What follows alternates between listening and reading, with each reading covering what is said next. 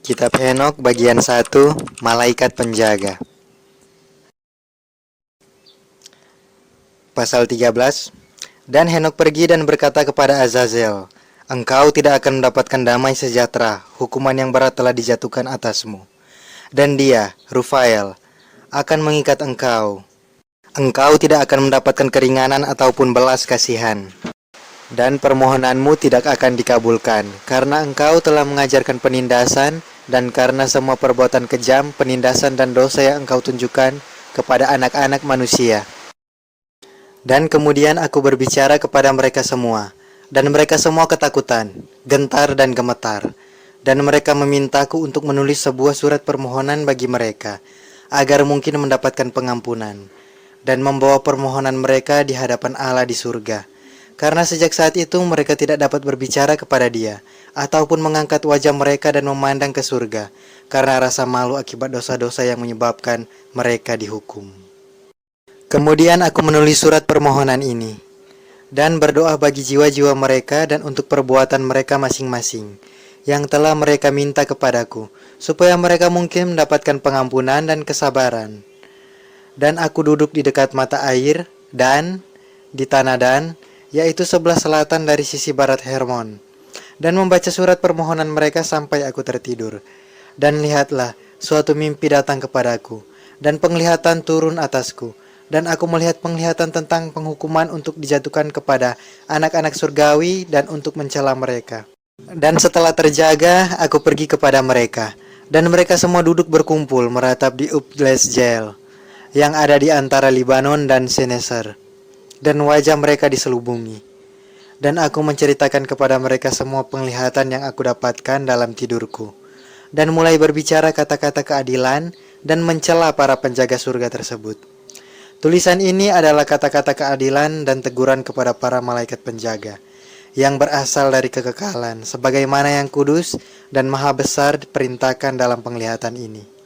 Aku melihat dalam tidurku apa yang sekarang akan kukatakan, dengan lidah dagingku dan dengan nafas mulutku, yang telah diberikan yang maha besar kepada mulut manusia, supaya mereka dapat mengatakannya dan memahaminya dalam hati mereka, seperti Dia telah menciptakan dan memberikan manusia untuk memahami kata-kata pengertian. Demikian juga Dia telah menciptakan aku dan memberikan kepadaku kuasa untuk mencela para malaikat penjaga anak-anak surgawi. Aku telah menulis permohonanmu, dan dalam penglihatan tampak bagiku demikian, bahwa permohonanmu tidak akan dikabulkan di sepanjang hari-hari dunia, dan penghukuman telah dijatuhkan bagimu, dan permohonanmu tidak ada yang akan dikabulkan. Dan mulai sekarang kamu tidak akan naik ke surga untuk selama-lamanya, dan di atas bumi telah ditetapkan mereka akan mengikat kamu sepanjang hari-hari dunia.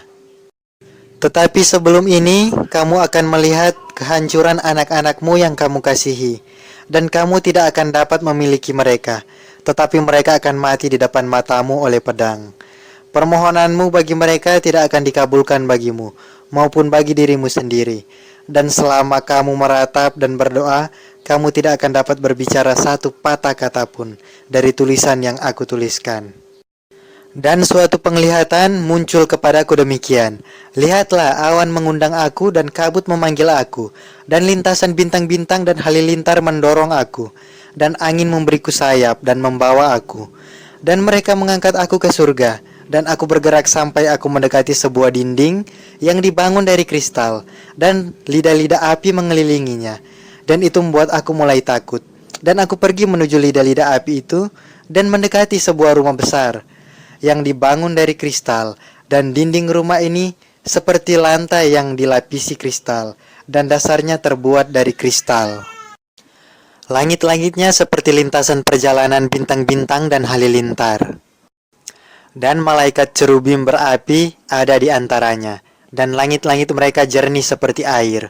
Kobaran nyala api mengelilingi dinding itu, dan pintu-pintunya menyala dengan api. Dan aku masuk ke dalam rumah ini, dan rasanya panas seperti api dan dingin seperti es, dan tidak ada yang menyenangkan, dan tidak ada kehidupan di dalamnya. Ketakutan menguasai aku, dan aku gemetar, Dan selagi aku terguncang dan gemetar, aku jatuh tersungkur, dan aku melihat sebuah penglihatan. Dan lihatlah, ada sebuah rumah kedua, lebih besar dari rumah yang pertama. Semua pintu-pintunya terbuka di hadapanku, dan itu dibangun dari lidah api. Dan dalam segala sesuatu, bangunan itu unggul dalam keagungan dan kemegahan dan ukuran, sehingga aku tidak bisa menjelaskan kepadamu kemegahan dan ukurannya. Lantainya dari api, dan atasnya ada halilintar dan lintasan perjalanan bintang-bintang, dan langit-langitnya juga dari api yang menyala-nyala. Dan aku memandang dan melihat di dalamnya suatu tahta yang maha tinggi. Penampilannya seperti embun es, dan sekelilingnya seperti matahari bersinar dan suara para cherubim. Dan dari bawah tahta besar itu mengalir sungai-sungai api, dan tidak mungkin untuk dapat memandangnya. Dan dia yang besar dan agung duduk di atasnya. Pakaiannya bersinar lebih cemerlang dari matahari, dan lebih putih dari salju manapun. Tak satupun malaikat yang bisa masuk, ataupun manusia manapun, yang dapat memandang wajah yang maha besar dan maha mulia. Api yang menyala-nyala ada di sekelilingnya, dan api yang besar berdiri di hadapannya, dan tidak ada yang berada di sekitarnya dapat mendekati dia. 10.000 kali 10.000 ada di hadapannya, namun dia tidak memerlukan penasihat. Dan para kudus yang berada di dekatnya tidak meninggalkan tempatnya siang maupun malam. Mereka juga tidak beranjak dari dia. Dan saat itu aku tertelungkup dan gemetar, dan Tuhan memanggil aku dengan suaranya sendiri, dan berkata kepadaku, "Datanglah kemari, Henok, kepada kata-kataku yang kudus." Dan dia membuat aku bangkit, dan aku pergi ke pintu. Tetapi aku menundukkan wajahku ke bawah. Dan dia menjawab dan berbicara kepadaku dengan firman-Nya, "Dengarlah dan jangan takut, Henok, engkau orang benar dan juru tulis keadilan. Mendekatlah kemari dan dengarkan firman-Ku. Pergi, katakanlah kepada para malaikat penjaga surga yang telah mengutusmu, supaya kamu memohonkan bagi mereka. Kamulah yang harus mengajukan permohonan bagi manusia, dan bukan manusia bagi kamu.